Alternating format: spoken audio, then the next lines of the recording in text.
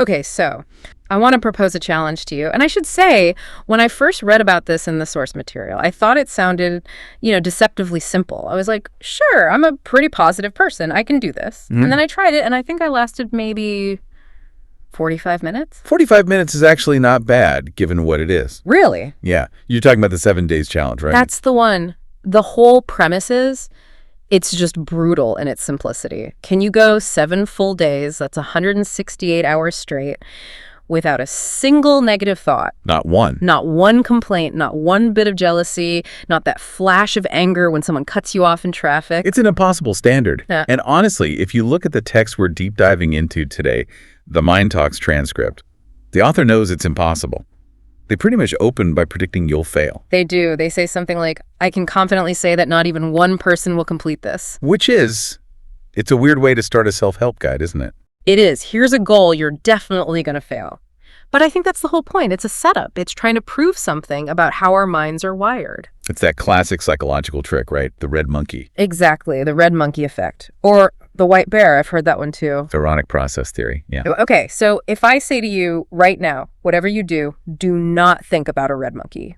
What just happened in your brain? I immediately have a 4K image of a red monkey, probably sitting on a branch. Because to not think about it, your brain has to first check, hey, am I thinking about the red monkey?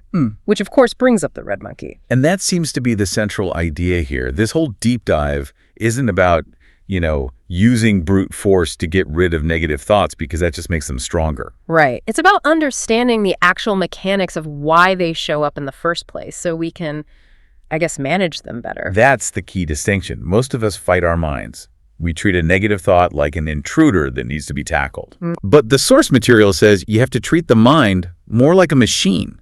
It's got this specific evolutionary programming. You have to work with the operating system. You can't just smash the keyboard. Okay, so let's get into that operating system. The source uses this analogy that I thought was just brilliant. It says the mind is like Velcro for negative thoughts and Teflon for positive ones. It's a perfect description of being human, really. It really is, isn't it? You can get 10 compliments in a day and they just slide right off. That's the Teflon. Yep. But one person gives you a weird look in an elevator and it sticks all day. That's the Velcro. So why is our default setting so miserable? See, it's not miserable, it's protective. That's the reframe. It all comes back to evolutionary biology. Okay. Think about it. If you're an ancestor walking through the jungle and you're just focused on wow, the flowers are beautiful, the sun feels so warm. You're going to get eaten. You're going to get eaten. Yeah. Optimist becomes tiger food.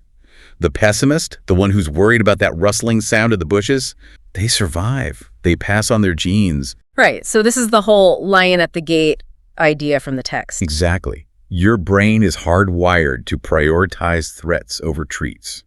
It's always scanning for the lion. Even if you're, sitting in a locked apartment in a totally safe city. That ancient mechanism is still running.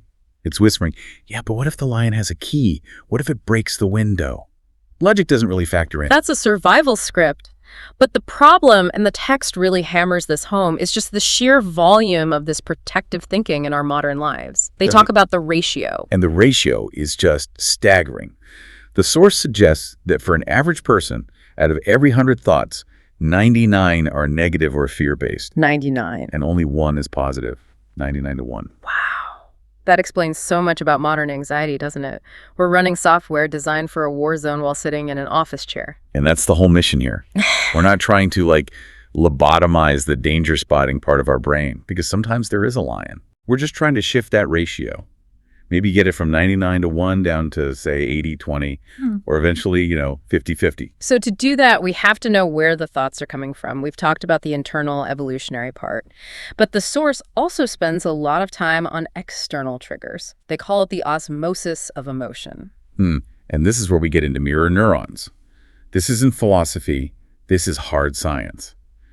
We are a social species, so our brains are built to sync up with the brains around us. I was reading about this. Mirror neurons are actual cells that fire both when we do something and when we watch someone else do it. So if I see you crying, my brain fires the same neurons as if I was the one crying. To a lesser degree, yeah. You are neurologically mimicking their state.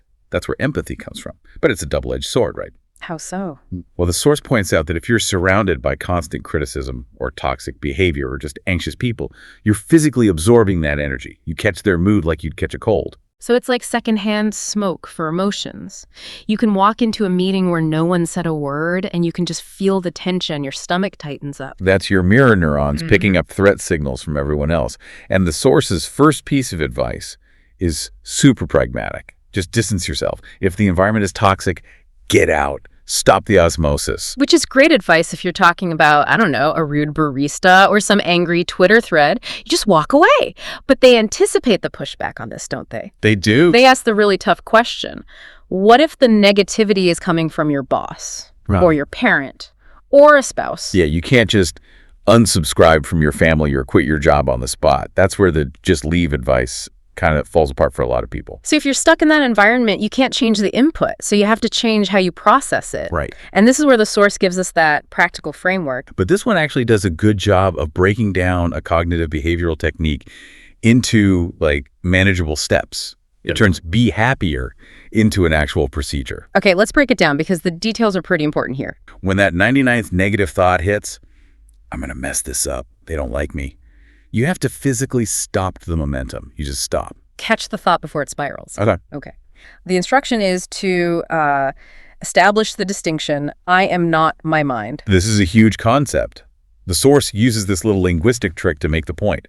We say my hand, my car, my house. These are things we possess. Things we have, not things we are. Exactly. We also say my mind, meaning the mind is a tool, it isn't you. Oh, that's interesting. So if I can observe my hand moving, I'm not my hand. If I can observe my mind thinking, I'm not my mind. You're the witness. You're the observer. That step creates a little bit of space between you and the thought. That detachment is everything. You stop drowning in the thought and start watching it from the shore. This is the active part. You've paused it, you've observed it, and now you choose to change the channel. You consciously redirect your focus, which is just a reminder that this is a manual process. Negativity is automatic, that's Velcro. Positivity, that takes effort. It won't happen on its own. And I have to admit, when I first read this, I laughed. But the concept behind it, blessings or gratitude, is actually really powerful. Why is gratitude the specific tool they recommend for the shift? Because gratitude is basically physiologically incompatible with fear. You can't be in a state of deep, genuine appreciation and a state of survival panic at the exact same time. The brain circuits for those two things. They struggle to run together. And the source gets specific. It's not just be grateful for stuff. It says find one blessing, just one concrete thing. It grounds you in reality. The text mentions super basic things like, I am alive, I woke up today. Which sounds like a cliche, right? But thousands of people didn't wake up this morning. You did. Focusing on that biological fact pulls you out of the hypothetical future lion and into the present moment. Rewiring the brain. If you just think a positive thought for half a second, it's gone. Teflon. To make it sick, you have to engage with it. You have to hold the image, feel the emotion. You're basically forcing the Teflon to become Velcro for a minute. So that's the mental software update.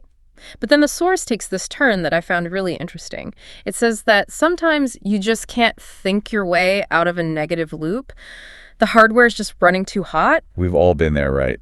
Yeah. Trying to use logic to stop a panic attack, it just doesn't work. The source argues that when the mind is racing, you have to bypass the brain and use the body. Specifically the breath. Specifically the breath. They introduce a technique called ujjayi breathing. Yeah, the ocean breath. I know this from yoga. It's kind of that Darth Vader sound you make in the back of your throat. But why does the source say this helps with negative thinking? Well, ujjayi actually translates to victory, and it means victory over the mind.